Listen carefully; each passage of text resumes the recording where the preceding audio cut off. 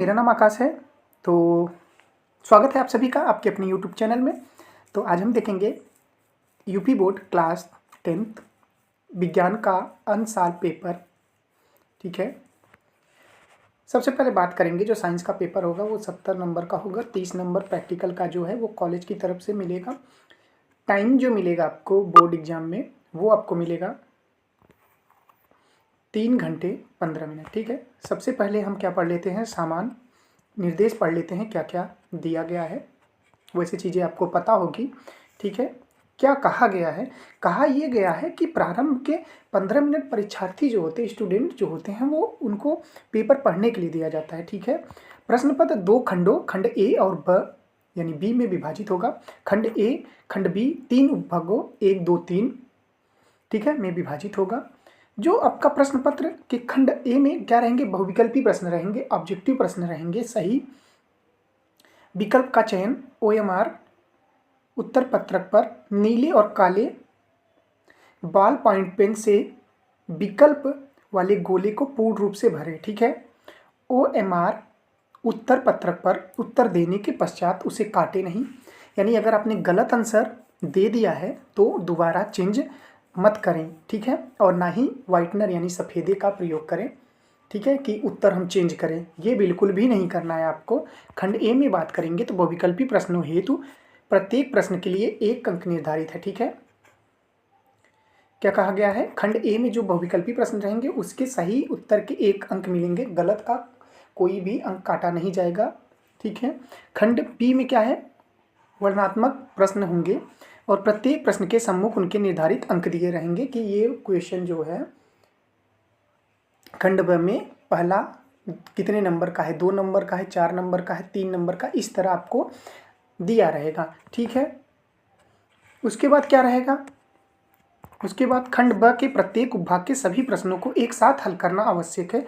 प्रत्येक उपभाग नए पृष्ठ से आरंभ किया जाए। ठीक है, यानी जो आपका कहा गया है उपभाग हो नए पृष्ठ से ही चालू करें। ठीक है, और सभी प्रश्न अनिवार्य हैं। ठीक है, सभी प्रश्न क्या रहेंगे, अनिवार्य रहेंगे। तो सबसे पहले आज हम बात कर लेते हैं, ये हमारा सेट कौन सा रहेगा, ये आपको ध्यान में रखना रहेगा। ये हमारा सेट फर्स्ट रहेगा। ठीक है, और डेली आपको एक अंशाल सेट सॉल्व मैं करवाऊंगा, आपको डेली हमारे यूट्यूब चैनल पे आपको मिलेगा और बहुत ही इंपॉर्टेंट लेक्चर होने वाले हैं। ठीक है, चलिए, तो सबसे पहला प्रश्न है कि चलिए खंड ए बहुविकल्पी प्रश्न उपभाग फर्स्ट कि किसी बिंब का अवतल दर्पण द्वारा बना प्रतिबिंब आभासी सीधा व बिंब से बड़ा पाया गया बिंब की स्थिति कहाँ होनी चाहिए। तो समझेंगे क्वेश्चन को। ठीक है, तो ऐसी स्थिति में बिंब की जो स्थिति होगी वो क्या होगी, दर्पण के ध्रुव तथा मुख्य फोकस के बीच। ठीक है, किसके बीच, दर्पण के ध्रुव तथा मुख्य फोकस के बीच में क्या होगी, बिंब की स्थिति होगी। ये आपको याद रखना है। ठीक है, जब हम आपको थियरी पढ़ाएंगे तो ये चीज़ें बताएंगे। ठीक है, चलिए दूसरा क्वेश्चन है, किसी गोली दर्पण तथा किसी पतले गोली लेंस दोनों की फोकस दूरियां -15 सेमी है, दर्पण तथा लेंस संभवतः क्या है। देखिए कह रहा है कि गोली लेंस दोनों की फोकस दूरी -15 सेमी है, तो दर्पण तथा लेंस कैसे होंगे, अवतल होंगे, उत्तल होंगे, अवतल और उत्तल होंगे। दर्पण उत्तल तथा लेंस अवतल होगा और सी जो है दर्पण अवतल तथा लेंस उत्तल होगा, ये आपको बताना है। तो ध्यान से यहाँ देखिए, किसी पतले गोली लेंस दोनों की फोकस दूरी जो है वो क्या है, -15 सेमी। तो ऐसे में क्या स्थिति बनेगी, तो ऐसे में बनेगी आपकी दोनों क्या होंगे, अवतल। हमेशा याद रखिएगा, यानी दर्पण और लेंस में जो क्या होती है, जो आपका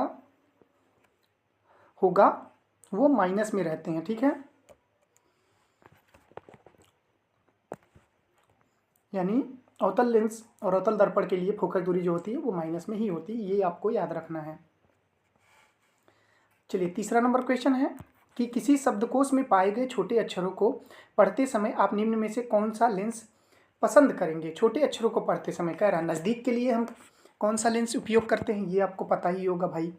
क्या पता होगा कि नज़दीक के लिए हम कौन से लेंस का प्रयोग करते हैं, ठीक है। तो राइट आंसर क्या हो जाएगा, option number C, 10 cm focus दूरी का एक उत्तल लेंस, ठीक है।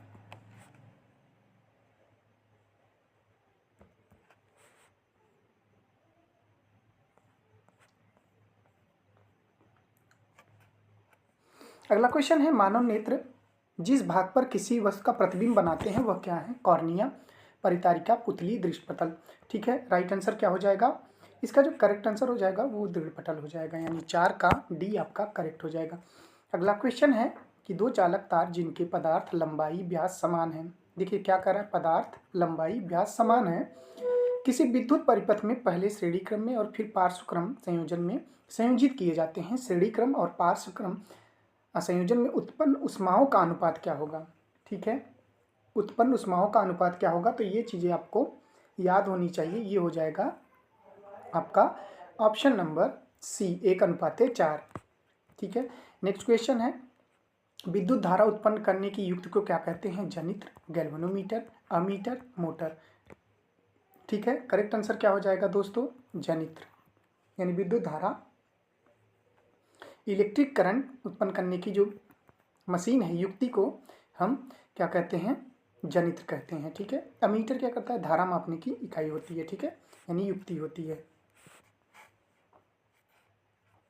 अगला है हमारा 7वां, निम्नलिखित में से कौन सा किसी लंबे विद्युत धारावाही तार के निकट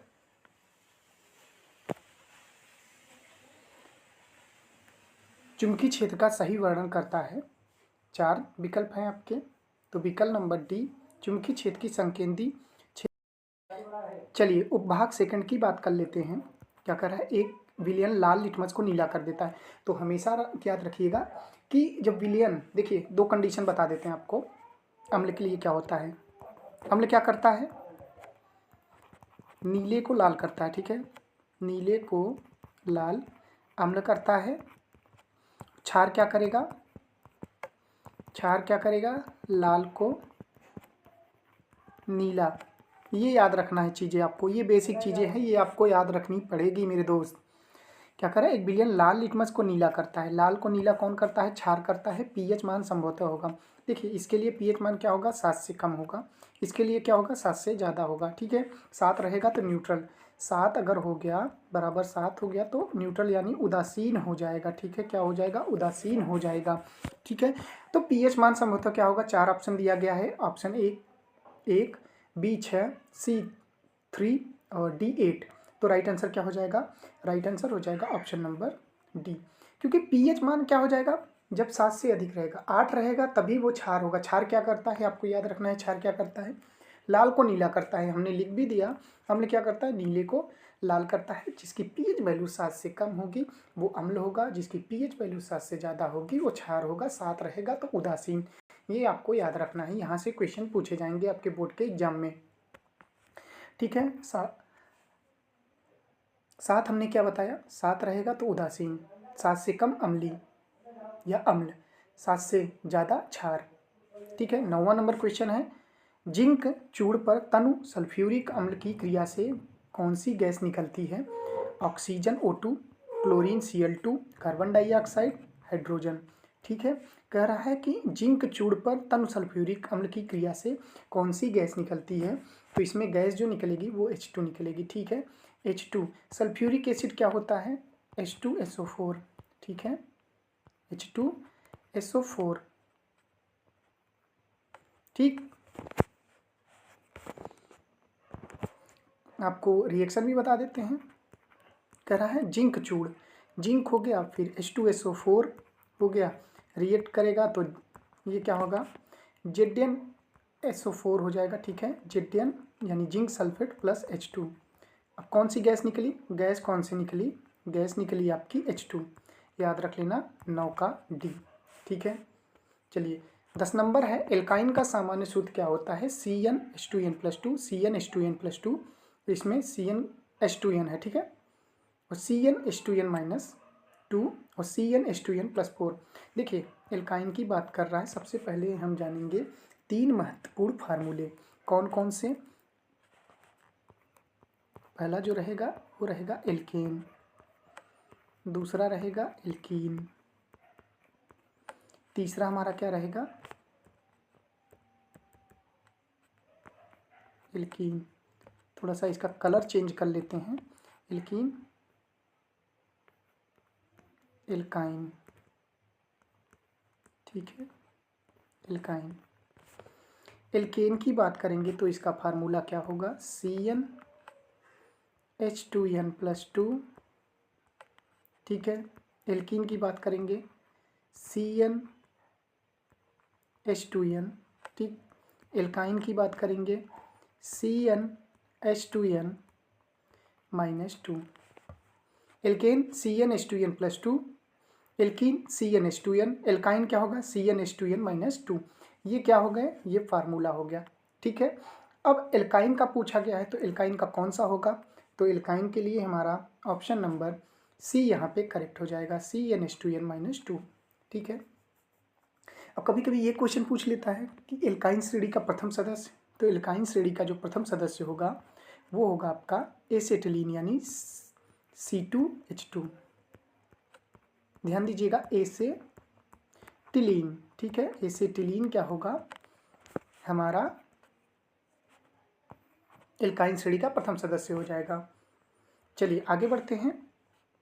अगला इंपॉर्टेंट क्वेश्चन, एल्डिहाइड का क्रियात्मक या प्रकार्यात्मक समूह क्या है। एल्डिहाइड की बात करेंगे तो सिंगल बॉन्ड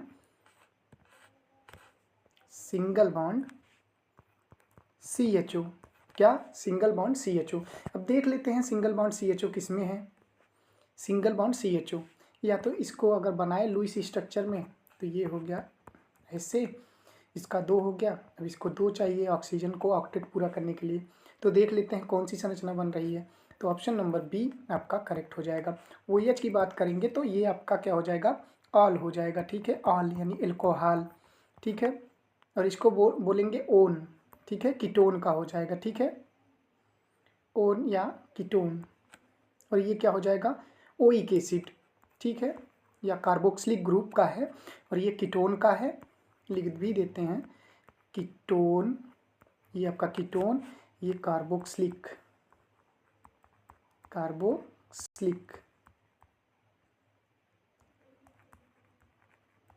और ये क्या हो गया एल्कोहल, ठीक। आई होप यहाँ तक आपको समझ में आया होगा, ठीक। चलिए आगे बढ़ते हैं। 12 नंबर क्वेश्चन देखते हैं। कह रहा है निम्न में से कौन सी धातु अम्लों में से हाइड्रोजन को विस्थापित करती है। अम्लों में से हाइड्रोजन को विस्थापित करती है, ठीक है।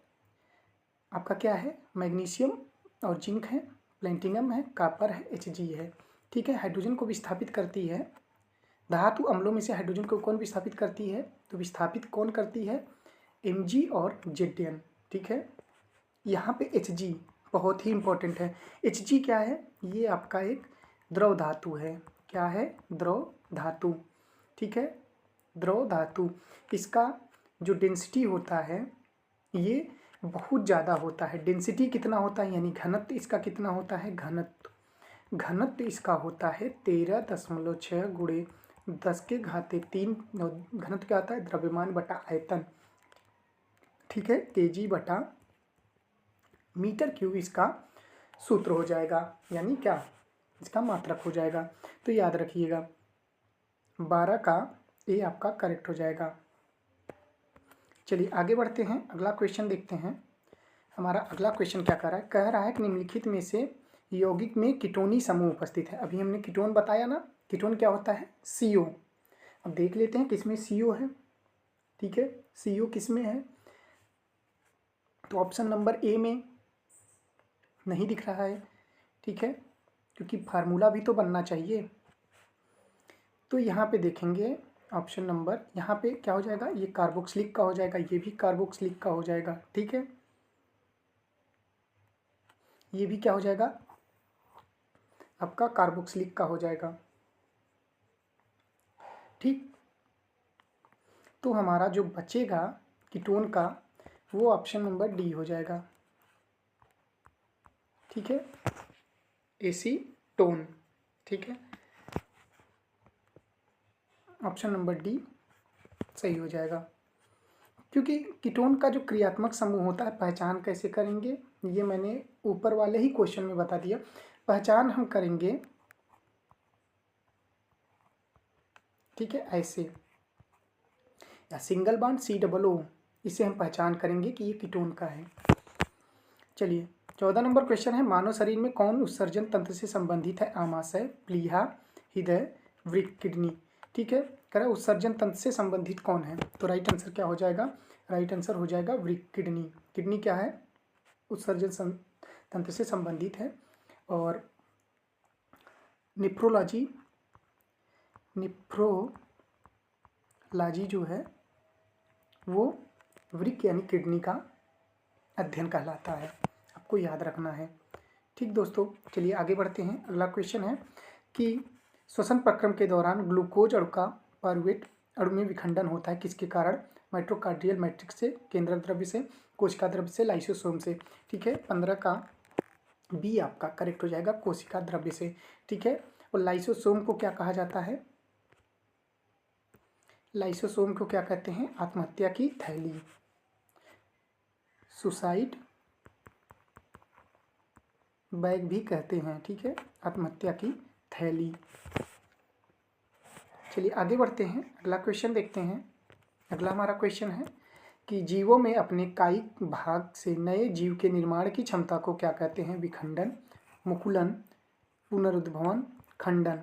ठीक है, कह रहा है जीवों के निर्माण की क्षमता यानी क्रिएशन की जो कैपेसिटी होती है उसको क्या कहा जाता है? तो उसको कहा जाता है पुनरुद्भवन। ठीक है, निर्माण की क्षमता। ऑप्शन नंबर सी करेक्ट हो जाएगा। चलिए 17 नंबर क्वेश्चन है कि निम्न में से कौन बीज में परिवर्तित होता है? बीजांड, वर्तिकाग्र, वर्तिका, परागकण। तो करेक्ट आंसर क्या हो जाएगा? करेक्ट आंसर हो जाएगा बीजांड। ठीक है, अगला क्वेश्चन है डीएनए का वह भाग जिसमें किसी प्रोटीन संश्लेषण के लिए सूचना होती है क्या कहलाता है? लक्षण, जीन, जीनोटाइप, अलील। ठीक है, कह रहा प्रोटीन संश्लेषण के लिए सूचना होती है क्या कहलाता है? तो ये आपका कहलाता है जीनोटाइप।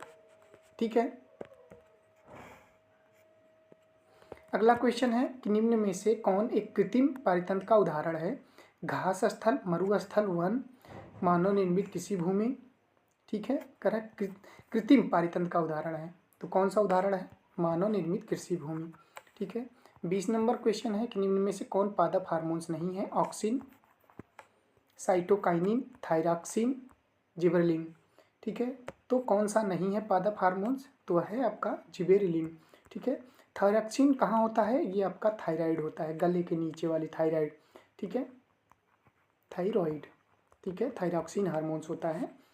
थायराइड की बात करेंगे, इसका ट्रीटमेंट 53I-131 से किया जाता है। ठीक है, 53I-131, इसको आयोडीन बोलते हैं। ठीक है, जब आप 11वीं 12वीं में जाएंगे तो ये चीज़ें